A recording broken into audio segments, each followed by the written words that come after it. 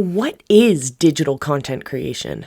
So you've heard that you should be publishing content on a regular basis. You've heard that it'll change your business forever. Well, that might be true. It's also important to understand what digital content creation is and how we can use it to connect to our dream customers. In this video, I'll be showing you exactly how to do that.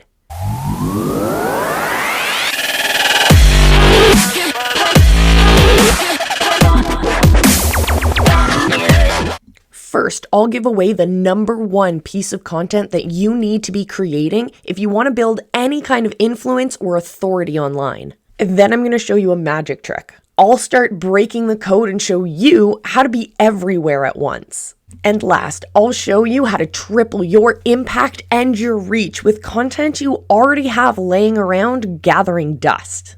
Get your content to work for you. The biggest piece of content, the most important piece of content, the piece of content that I need you to start making in your business should be your pillar content. These are your long form pieces of content. Maybe you have a podcast and every week you release a new 45 to maybe 60-minute long episode where you're value packing it full of great interviews, great content, great questions, and great tactics that help move your people forward. Those are your big pieces of pillar content. Everyone needs to be creating these because the rest of the visibility strategy all relies on having those pillars to hold up the rest of your visibility structure. So when you're thinking about creating those longer form pieces of content, think about how you can break that long form into smaller segments. Think about it like a variety show or a late night talk show. They have a variety of different segments that they're able to switch and interchange between episodes that later on we can chop up. We can take one single segment and make a piece of content just out of that, for example. So we need to start with those long forms. Different examples of long form pieces of content that you could start creating in your own visibility framework would be to have that podcast. I do a daily show in the Visibility Hackers group called the Visibility Check, where we use our visibility hacking frameworks to break down other people's video content, where we look at how they're using live stream and video resources to build and deepen relationships with their communities. By the way, come check it out. Head over to visibilityhacking.com, click the button that says Become an Official Visibility Hacker, and join us Monday to Friday for those episodes. And you can take that piece of content because we go every single day. We're then able to create other pieces of content on the backs of those pillars. Another pillar piece of content you could do is if you have an interview with someone you do once a week.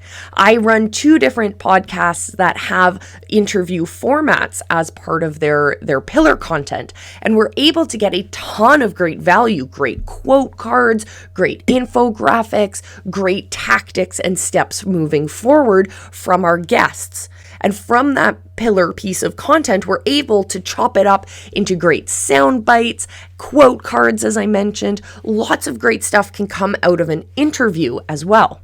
So we have multi-format shows, we have interviews, we have regular daily episodes. If you are a content factory, producing pillar content will help you create more of that back-end content as well. So think about it. What kind of pillar content do you have in your strategy? Let me know in the comments below. We definitely love to support our visibility hackers, and I want to see what kind of pillar content you guys are creating.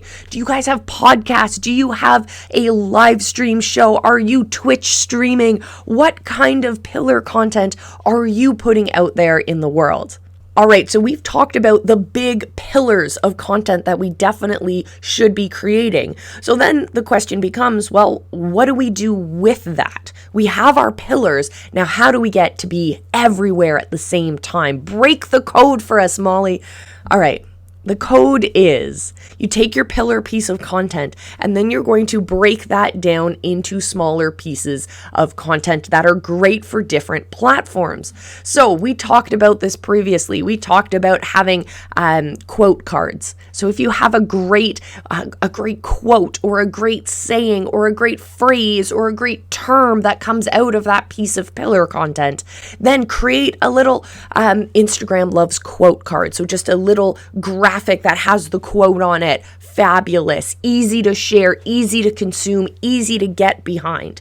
You can repurpose a piece of that video into Instagram stories or into Facebook video. Or if you're on YouTube, you can also create shorts. These are vertical videos that are being shared quite widely within the YouTube app platform. So not as big on desktop, but they're definitely being pushed out to your channel followers on the mobile platform, which is super cool. And we're not creating new pillars content for all of this stuff. What we're doing is creating pretty much like commercials and trailers for our main feature film, if you think back in the day of watching movies. So we would have like our main release, which is our pillar piece of content, and we drip in all of this other type of advertising and hype around it with all of these smaller snippets, sneak peeks, behind the scenes, repurposing of that same event. That's what I want you guys to start doing, because once you crack that code, you're able to be in every place at the same time without having to create new ideas, new sets, filming new stuff, etc., etc. Hey, if you like what you are seeing here on the Visibility Hackers channel, I definitely recommend you hit that subscribe button and follow us along for the journey. We're releasing new videos every single week to help you build your influence, your authority, and ultimately your income online. Join us for the adventure. Hit the subscribe button below. I'd love to have you along for the journey. Now the question becomes, what do we do with our content that we already have created before we heard about creating pillars and micro content? What do we do with the content we've already put out there into the world? The content we've already put a ton of energy into, the type of content that we know is already resonating with our audience. We just want to be able to use it and get more and more value out of it. Is there something that we can do? Well, my answer, my friends, is absolutely yeah. Heck yeah, we can. So what I want you to do is go through the top performing pieces of content that you've already put out there into the world, ones that already fit the definition of pillar content. So maybe you've created a show, or maybe you've created a course, or maybe you have a really great podcast series that you ran a while ago, but hasn't seen a lot of new interest or engagement into. So from that, what I want you to do is take a fresh look at that piece of content. Look at it again through the eyes of pillars and micro content.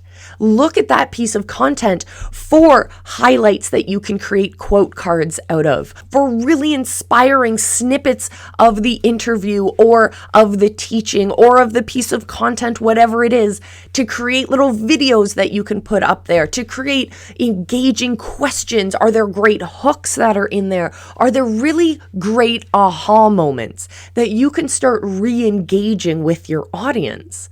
Find those magic moments, or in some places, the biz bros will call them golden boulders. But what I want you to do is to find those key moments. Track them, grab them. You can hand them off to your video editor. You can hand them off to your content editors. And then you can create those micro pieces of content on the backs of that previously existing content. It's already sitting there gathering dust. It's already sitting there steeped in value. You just need to start tapping into that resource, putting it out there into the world, and watching that ignite your audience again.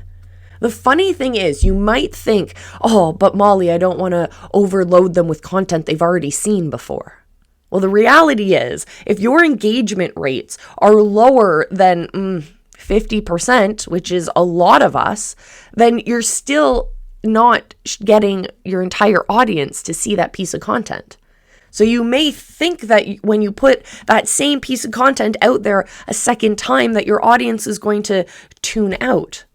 Well, if you're creating enough content and you space those repetitions out by like 4 or 5, maybe even 6 months, there is no effect on your audience. Actually, there's a great story that I heard Lizanne Murphy talking about when it came to sending an email to her list. She sent the exact same email. She just changed the subject line. She sent the exact same email in like a 48-hour period of time. And she got nobody dropped off her list because of it. Nobody was like, oh, you're sending me the same content. It was the simple change of a subject line. And what we're doing here is creating a different change of format. So it's even less likely that this is going to bother your audience. What's better and more likely is that this is actually going to reignite your audience.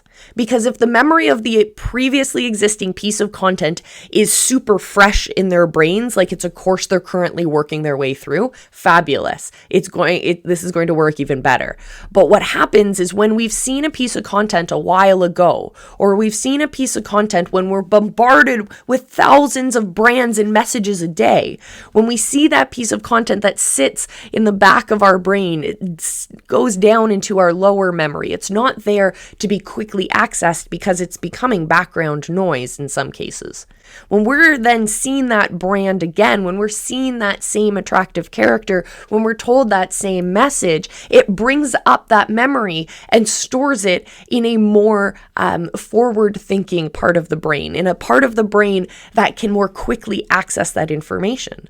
The more we bombard people, or the more we serve people our brand identity and our message, the more we're going to sit into the more easily to access memory banks of someone's brain. That's the super nerdy part behind all of this. The more times our brand is put in front of someone's eyeballs, the more likely it is that they're going to recognize our brand, they're going to see us as a solution, and they're going to start seeing us as the only solution to their problems. When you think of a hamburger, for example, what brand first comes to mind? Well, that's probably a brand that spent a ton of money making sure that their brand name gets out in front of you and to associate it with cheeseburgers. Now I'm hungry. So if you're hungry for more influence, more authority, more income, then I definitely invite you to check the link in the description box below and join us for the Visibility Hacking Secrets training. There is so much great content coming up just for you guys. This is exclusive to our YouTube channel followers. So definitely click the link below, build your influence, your authority, your income. Will build businesses that make a difference, that make a change in our lives. And we can do this all with our pajama pants on. So join me for that incredible training. Click the link in the description below. I can't wait to see you there.